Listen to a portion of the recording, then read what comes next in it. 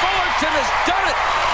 They've gone from 15 and 16 to champions of college baseball.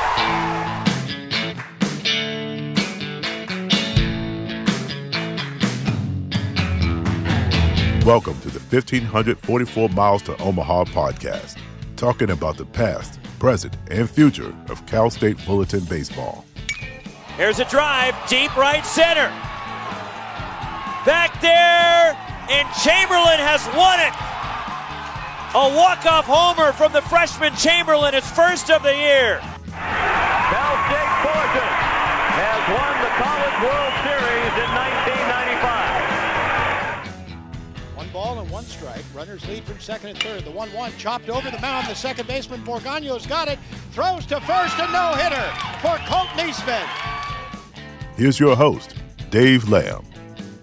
Welcome into the third weekly installment of Twitter Spaces. My name is Dave Lamb. I am the founder, editor-in-chief, co-host of the 1544 Miles to Omaha podcast. And joining me is the All-American Mike Parisi, who was an All-American pitcher for the Titans from 1992 to 1994. So, Mike, let's just jump right into it. Let's talk about the weekend series that Titans ended up taking 2 out of 3 from the University of Texas. Unfortunately, they dropped the midweek game versus University of Utah. Yep. But we'll continue our theme of doing the good, the bad, and the ugly from the weekend series and the midweek. What did you come away with that you felt was good from the Texas series and then also the Utah? I mean, I was out of town, but I was following the Texas series, and I know we talked about earlier last week that if Fullerton could get 1 game, that was a pretty good weekend having Texas coming in. And if they got 2 out of 3, it was a great weekend, and they took 2 out of 3, and that was a great weekend for Cal State Fullerton baseball. And having Texas come out here, which, we talked about, I don't know if they've ever come out here, it's been a while, but anytime you beat Texas 2 out of 3 with the history of that program and the success they've had the last, 5 years, that's a great weekend for Cal State Fullerton. You got to be proud. A lot of people were saying that Texas is down this year, just looking at the record and all that. But that was an Omaha team last year, and I understand it. They had the Golden Spikes Award winner, and, they lost a number of guys either to, graduation eligibility has been exhausted or guys moving on to the pros. But that's still a pretty good team that actually went to Omaha last year, and they might be scuffling a little bit in the beginning, but now they're 2 or 3 from them. So did you see anything specific out of that Texas series that you wanted to hit on?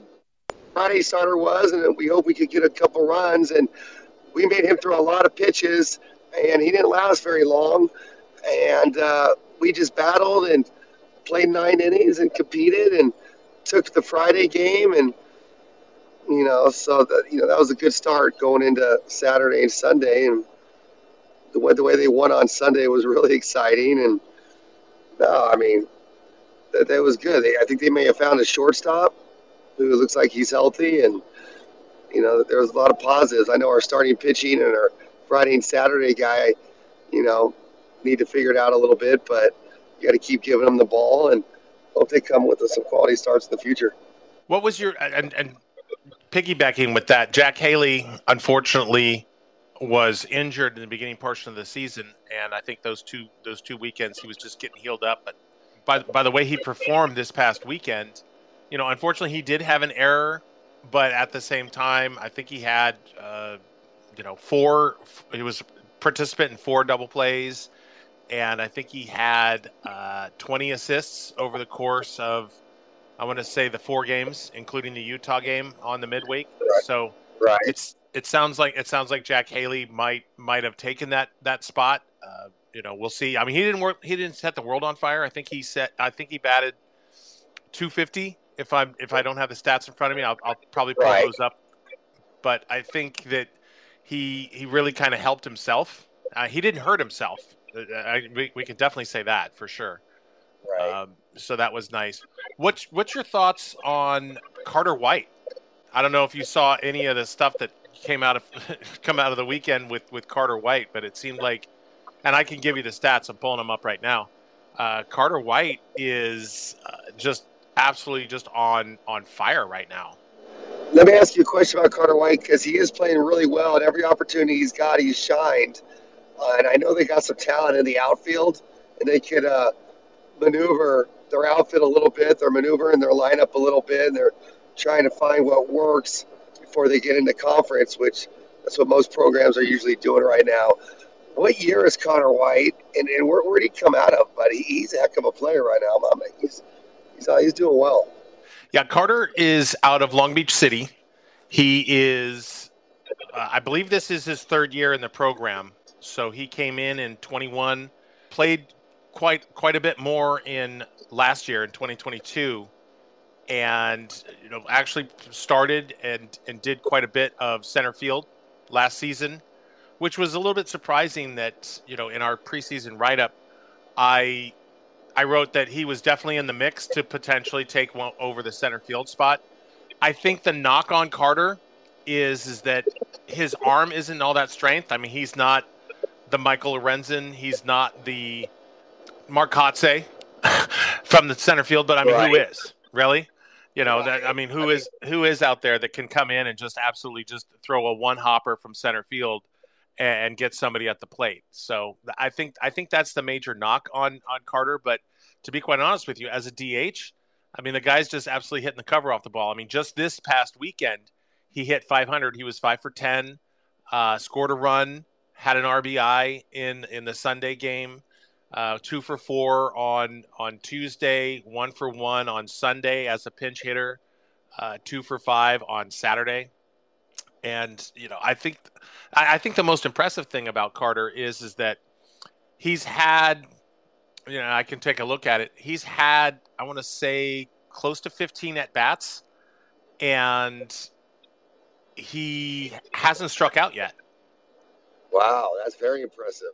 So I mean, for a guy, he's putting the ball in play, and he's having great at bats, and there's a lot of good outfielders that are out there that don't have the greatest arms. If you're getting good jumps on the ball and you're accurate with your throws, I'll take guys like that all day long. And speaking of Kotze, he was so great on his first step and chasing down balls. He didn't have a plus arm. I mean, I think probably the best center fielder, or one of the best center fielders ever come out of Fullerton, was Dante Powell. That guy was a plus all the way around. But I think Carter is still, his bat needs to play, and if they want to put another DH, he's going to have to sneak some outfield time in for sure. And I just pulled up his stats.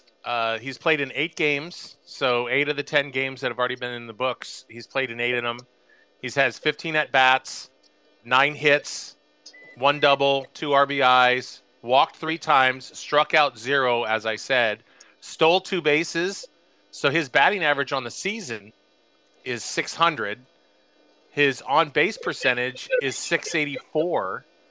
And even though he hasn't hit a triple or a home run, his slugging percentage is at a 667. So the guy is absolutely just crushing it. But I think the most impressive part of it is that walked 3 times and hasn't struck out once. And the next closest guys that have fewer strikeouts are guys that have less than double-digit at-bats. So, like Angelo Aleman, he's 3 at-bats. Max Ortega, he's at 13 at-bats, but he's struck out 4 times. Jack Haley's got 15 at-bats. He struck out 5. So when it comes to not striking out, it's pretty impressive when it comes to that kind of stuff. So I think the stat you look at for offensive players, if your strikeouts and walks are equal, you're doing something pretty good. You start a lot of these big leaguers with these launch angles, their strikeouts are so huge and their walks are limited. That's not what you're looking for, especially in college baseball. So, another positive that stood out to me is I thought Cole Ehrman had some really good at bats over the weekend, and I know he struggled early and he's a great defensive catcher, but if he gets some good at bats, they got 2 solid catchers. Yeah, I would agree. And I like the fact that Coach Dietrich and the staff are giving Cole a little bit of a break on the midweeks, and the fact that they're getting the young guy, Max Ortega, in there to be able to get some at-bats and get some time behind the plate, call a game, and then also, potentially throw some people out. But I mean, the stats on Cole this past weekend and then on to Tuesday, he came in relief because Max started on Tuesday against Utah. But then when they pinch hit or I believe it was either pinch ran for Max, Cole came in and kind of finished up the game. I forget if it was either the 7th or the 8th inning that Cole came in when they pulled him. But for the weekend, I mean, Cole had a fantastic Friday. He went 3 for 4. Yes, I saw that. Scored 2 runs. Yeah, he needed that. That was a big confidence booster for him, who seems like a very confident player. So, if he gets in a little groove and continues doing what he does behind the plate and has some quality at bats, that's good. Because they threw him down in the order. Was he batting like 8th or something? I don't remember, but yes, I do believe that he did get moved down a little bit.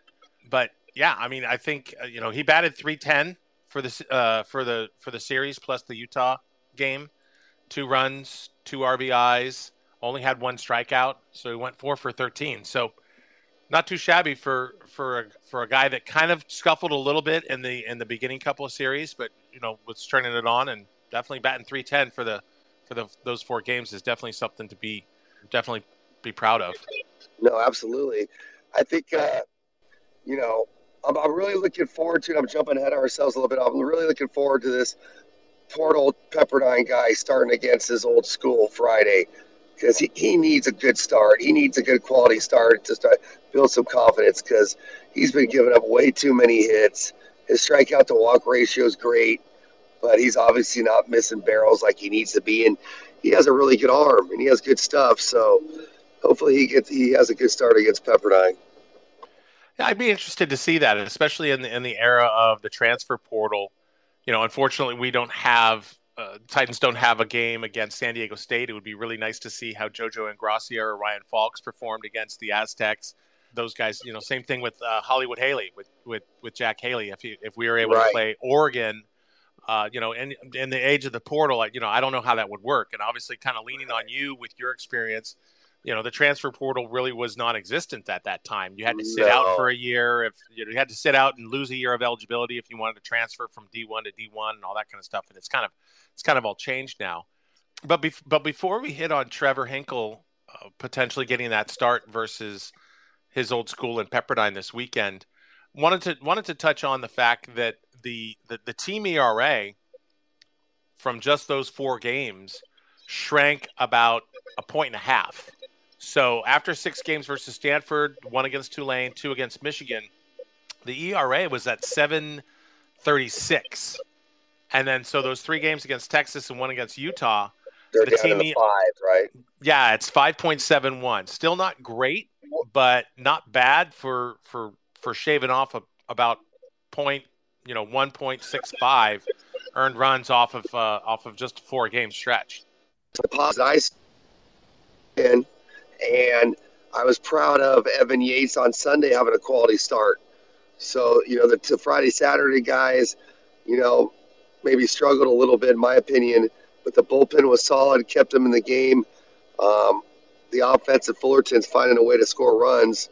They got a good offense in my opinion. And Jason Blood and Finn Chester, I mean, those guys are solid people to have out of the pen.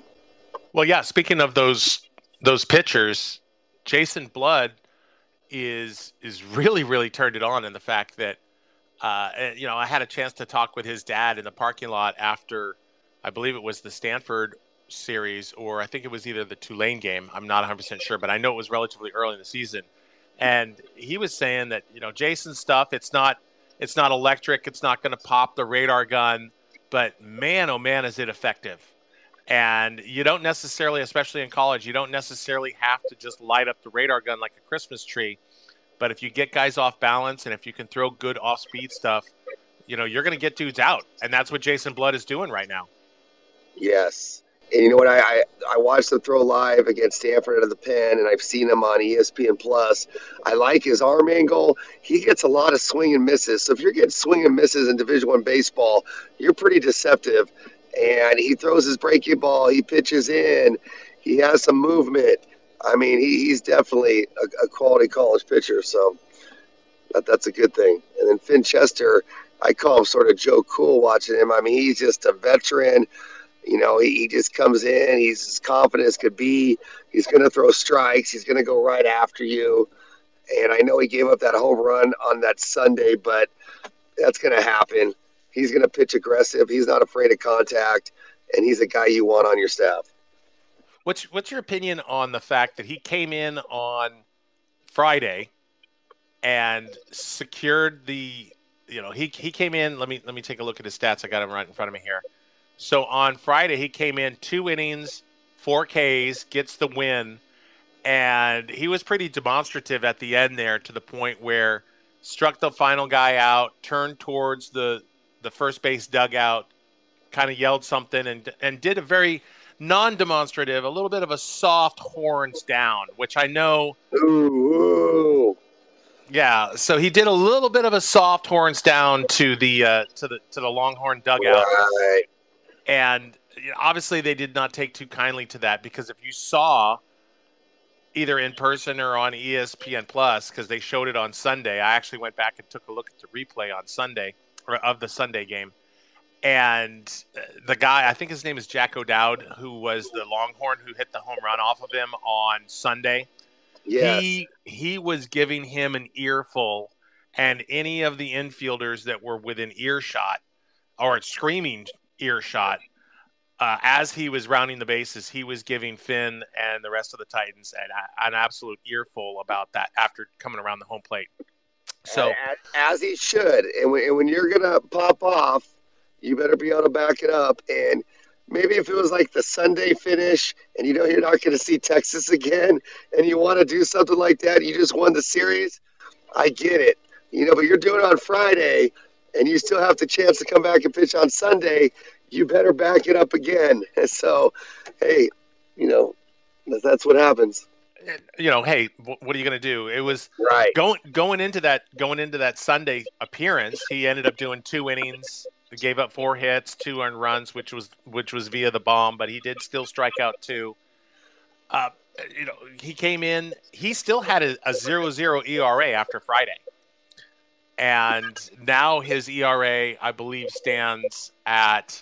I mean, it's pretty small right now. So let me take a look at that. It's like a 150 or something, or 180. I don't know. I thought that's what I saw. Yeah, you're absolutely right. It is 1.80. There's 2 arms on the staff, Jesse Alfaro and Josh Howitt, who still have a 0.00 ERA, but they haven't really thrown that much. Right. Alfaro's pitched 2 innings, and Howitt has like 1 1/3. Well, we staffed it against Utah. We had the great win series with Texas, which is huge. I don't care if they're ranked or not ranked. It's still University of Texas. And when you're beating a history program, it's always a good feeling. And then Utah, that was a staff game. The game could have went either way. I was happy that Luke Bastoni, the freshman, who's a San Gabriel Valley boy out of Bonita, got his first start at DH. So I know they like him, and hopefully he gets some more opportunities. Max Ortega, they got some young talent, and it was a staff game, and it just didn't go our way. But I think Fullerton has to be feeling pretty good about themselves going into this Pepperdine series, and with the expectations of winning that series.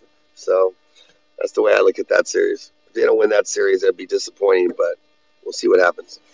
Well, also coming out of Texas, taking a look at it, is that the team ERA, we're kind of hitting on a little bit of that team ERA has kind of shrunk.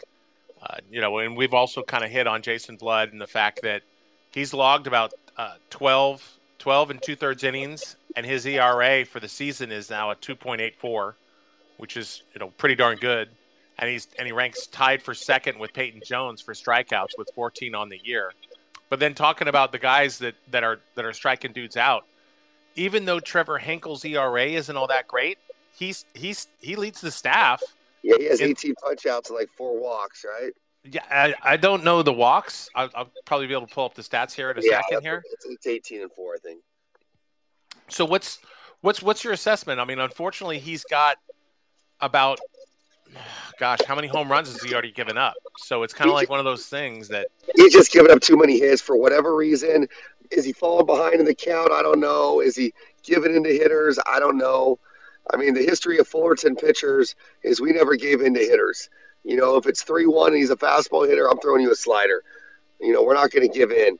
And maybe he's giving in a little bit, or maybe he's trying to throw balls by people, because I know he throws in the low 90s at times, or maybe just has to pitch a little bit more and not throw. I don't know.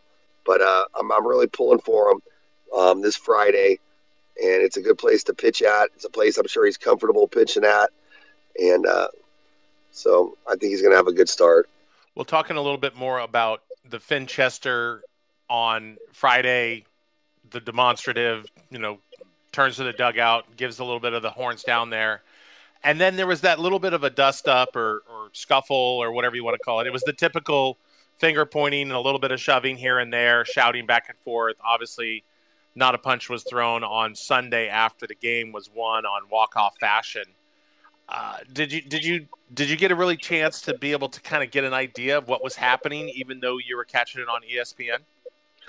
I mean, I wish I was at the stadium. I didn't really get the whole, atmosphere of the games. I'm sure it was intense and it was exciting. So it's a little tough when you don't really hear the sounds when I was watching it. So I don't know.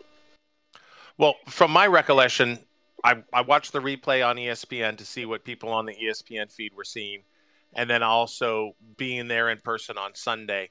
So Brendan Bobo had been hit 3 times. Yeah. So he'd been hit by pitch 3 times in that game alone, and he was actually on second base.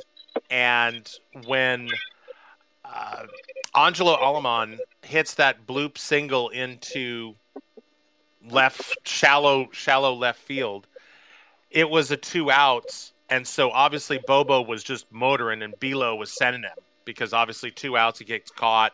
Right. And then, still a tie game. But obviously if it's dropped or whatever, there's your winning run. And so ball gets dropped, Bobo crosses home plate, and then obviously the dugout, the third base dugout for the Titans empties, and they're going to go mob Angelo out there, second base, that eventually kind of migrated out to left center field-ish. And you could see on the replay, Bobo did not give the horns down, because he had one of those sliding, I call it an oven mitt, but Right. He had one of those like sliding mitts on. And as he was going by, his left arm was to his side, and his right arm, you couldn't tell if there was a horns down or something like that. But you do tell that he did say something to the Longhorn dugout as they went by. Now, taking a look at the photos that were posted online, and then also a little bit of the replay on ESPN, you could see there were a few players that were giving the horns down to the Longhorn players as they were coming off the field. So the center fielder or the second baseman or shortstop or whoever was kind of out there within earshot of that celebration were getting some horns down. Now, obviously couldn't hear anything as a person that was there in person, because obviously it was way out there, beyond where the shortstop lines up.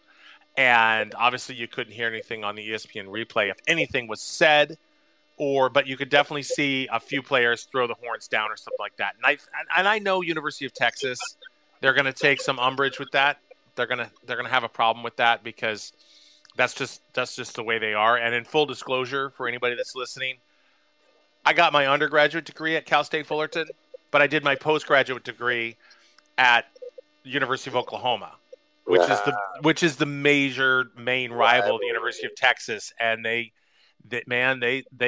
despise that whole horns down thing, and I kind of compare it to it. That's what I was just going to talk about, because I've watched these regionals. I've watched Texas. I've watched them play Oklahoma, and Oklahoma had a really good team last year, and I watched them play TCU, and they're both giving it back to each other. The Oklahoma Sooners, the TCU little sign they use. It's part of baseball. That's going to happen, and good for Fullerton. When we played against Texas, I mean, the year we swept them in '94 at Texas, there was a lot of talking back and forth. And I think a lot of my teammates might have got on me a lot, because when I threw that complete game Friday, I was talking a lot of smack, but I didn't have to play Saturday and Sunday. But that's how it is. It's intense. Yeah, if on Saturday and Sunday you're going to be in turf shoots with no belt in the dugout, Yeah. you get it out of your tank on Friday night. Oh, I let it out. There was a lot of talking after that Friday game and in the fans and all that. But we that Saturday with the Oakleys on and chilling with the clipboard, I was just fine. Well, I would compare it to, and again, this very well may be my allegiance to Oklahoma and all that, and knowing the history of the rivalry and the University of Texas. But I kind of compare the whole horns down thing, and I'm sure if there's a University of Texas person that comes on here or wants to be able to kind of make a rebuttal. But I kind of compare it to, and you played sports all your life. I played sports. You know damn well that if somebody gives you a nickname and you hate that nickname and you start telling guys like, dude, don't call me that. And, I hate that name and don't do that, whatever it is, that's going to be your nickname for the rest of your life. Yes. Whether you like it or not, because that's just dudes being dudes. That's athletes doing whatever they're going to do. But if you just let it roll off your back, and if you don't let anybody know that it bothers you, yeah, maybe that nickname will stick. Maybe that nickname won't. Maybe they'll move on to another one or whatever it happens to be. But man, if you protest it, that's going to be your nickname for forever. And I think that's the reason why the horns down is such a lightning rod for University of Texas, is because the players, the fans, they make it seem like you trampled on their mother's grave. Right. And, and I get that. You have pride in your school and you want those things to kind of be sacred and special for your school. And if anybody disrespects it, I understand that.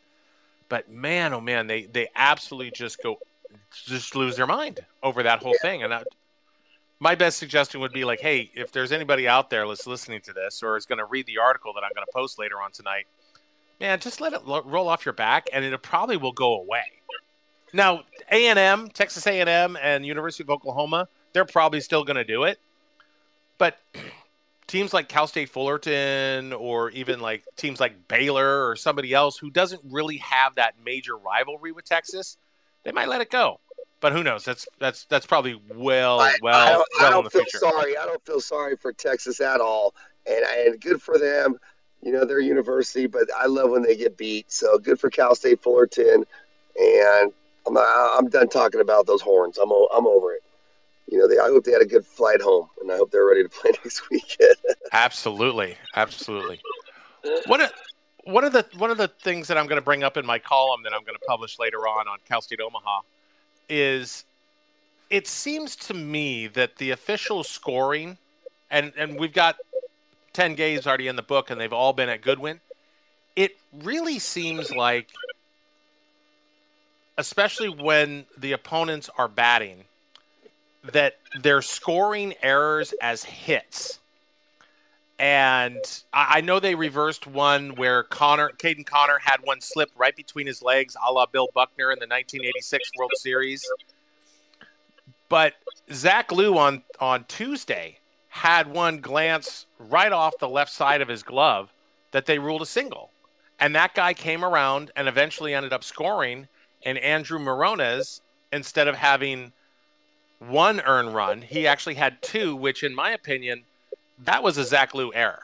Right. But it was ruled a hit. So I wanted to get your perspective as a pitcher that, you guys care about your ERA. You don't want to come out there with an ERA that's in double digits or whatever it is. But if the official score, now when you're on the road, you really can't do much about what the official score is going to do to you. But, you would expect at home, you're going to probably say, hey, I'm going to err on the side of giving the hometown pitcher. Yes, the fielder gets the error, but you'd probably rather have the pitcher have it be an potential unearned run on the bases versus just kind of handing out hits left and right. But I wanted to get your opinion because, it is kind of that gray area where it's, it wasn't just a solid gapper to the power alley where, there was no question about it being a hit. So, what's your opinion on that? I'm a pitcher. Everything's an error. I'll tell you what, if it touches your glove and you consider yourself a good player and need to make the play, it's an error, and especially at home. So, absolutely. I don't know what's wrong with that scorekeeper for giving that a hit then. Maybe he likes Zach Liu too much, but if I'm a pitcher, I want an error on that one. So, that's just my opinion. let's look a little bit ahead on coming up with Pepperdine. Now, it came out earlier today that the game on Friday has already been moved to Saturday. Obviously, the rain that's expected to come through Southern California is going to be pretty heavy, and the playing conditions are going to be unplayable and unsafe on Friday. Now, in looking at the forecast also on Saturday, it's looking like it's probably going to rain consistently on all day Saturday, but Sunday looks to be clear, potentially Monday. So I don't know if they're going to move it to be a doubleheader on Sunday. And then because Fullerton and Malibu are so close enough together that they could essentially just move it doubleheader Sunday and then Monday. Obviously, I'm talking in complete hypotheticals here because the only thing that's confirmed is that Friday has now been moved to be a doubleheader on Saturday. So this weekend could also be pretty interesting, much like the previous weekends have been, especially with the weather expected to come in. They're getting those 3 games in no matter what. If they play a doubleheader Sunday, I could totally see that happening and play a single game Monday. It's an easy 45-minute hour commute. It's happening. If the chances of tomorrow look slim. My high school team, shout out to South Hills. We just beat Gar, the top seed in D2, 4-0 today in a perfect game turning. That was huge. Our little Fullerton commit shortstop had a great game and had a big triple, Marco Rosales. But we don't look like we're going to play tomorrow, and I don't see the colleges playing tomorrow in Southern California. But they'll get those 3 games in before Tuesday. Well, and the good news is that depending on what the weather forecast and how the weather actually shakes out, that they don't have a midweek commitment on Tuesday. They actually have the University of Arizona coming in to play a midweek on Wednesday. So depending on what weather looks like, they might be able to potentially stretch it to Tuesday and still be able to play University of Arizona on Wednesday. So hopefully they'll be able to get all 3 of them in, depending on whether it's Sunday, Monday, Tuesday, or if it's doubleheader Sunday, and then the Sunday game has been moved to Monday. I mean, however they're going to do it. But do you have anything on what we might be able to expect? I did a little bit of research on Pepperdine, but I don't know if you've got any read on what's going on with Pepperdine coming into the season or coming into the series. I have not followed Pepperdine at all. I haven't even looked at their record or who they've played. I think the last time I even really thought about Pepperdine is when they beat us in the national championship in 1992. No, just kidding. I know about Pepperdine. But no, who have they played so far? What's their record? I'm imagining they are a middle of the conference team in there with the WCC. Is that what they're in? Yeah, they are in the West Coast Conference. So they're the Pepperdine Waves and Fullerton Titans. They've got an identical 4-6 record on the year. So as much as the weather has affected Cal State Fullerton, especially with that Michigan series, getting that doubleheader in on that one day, and then that was it for the series, they were originally scheduled to play University of Alabama out there in Malibu. And Alabama didn't even get on a plane. They didn't even come out.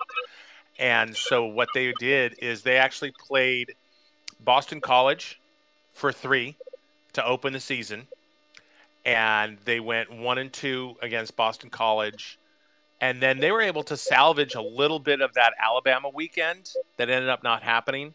So they played Cal State Northridge, and they played them, I believe, on a Sunday. And then they also played Northridge on a Tuesday. And I believe they split those games. And then also just recently they played UC Santa Barbara up there in Santa Barbara on this past Tuesday, and they lost 11-1. And then the weekend prior to going up to Santa Barbara, they played in the South Alabama Invitational. So they lost on Sunday to Iowa 10-1. Iowa's got a pretty good club this year. Okay. But then they also beat South Alabama, and they beat Southern University pretty soundly.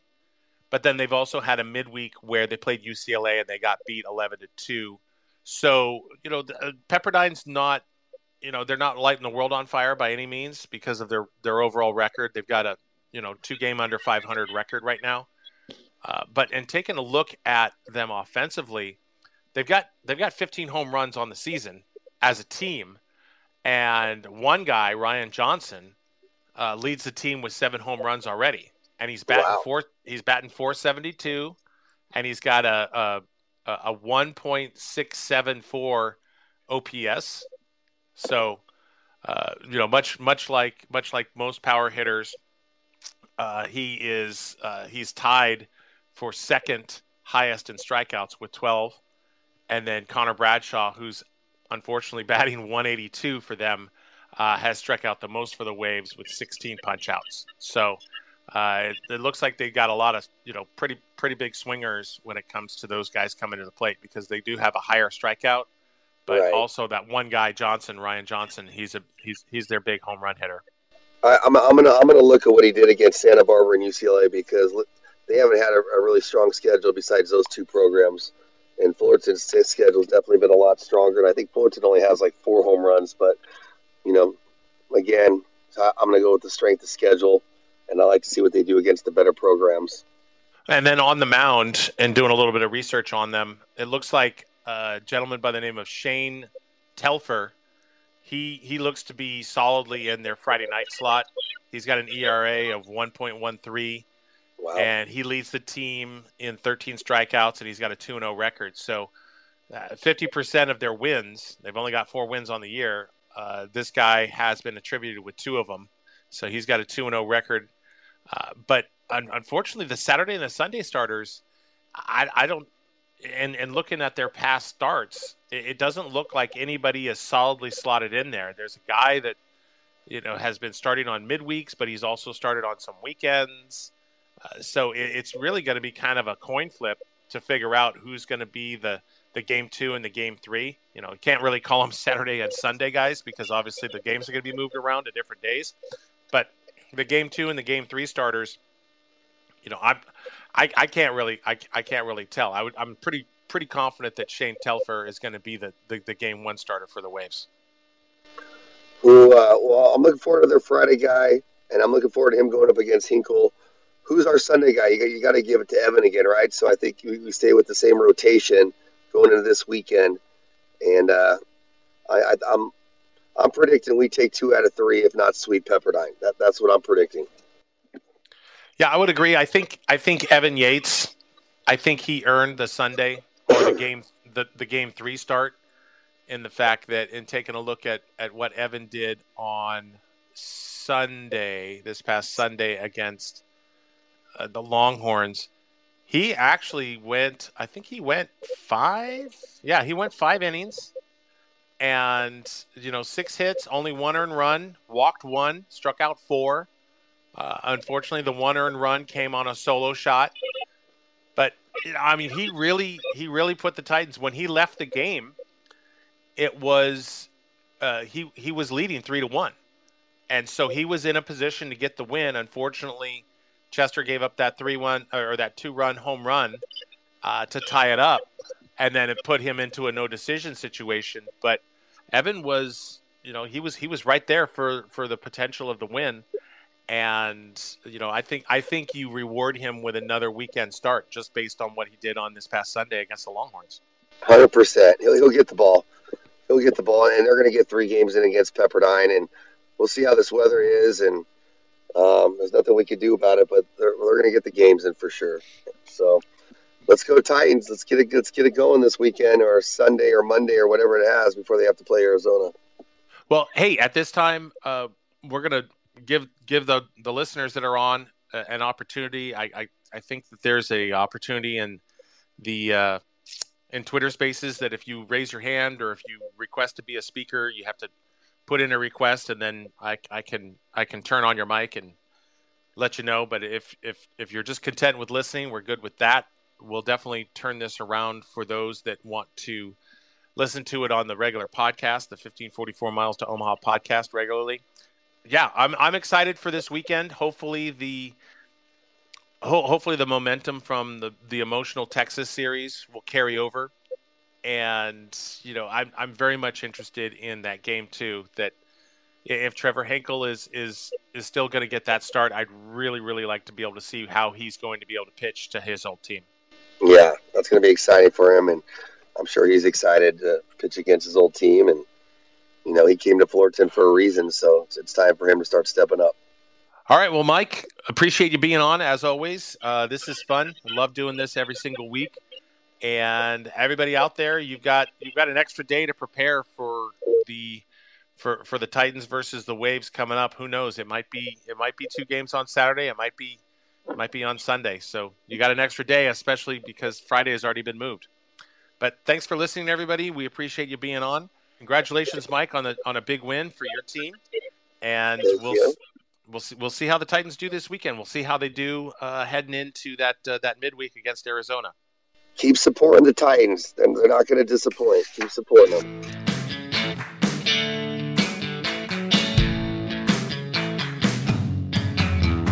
Thanks for listening to the 1544 Miles to Omaha podcast.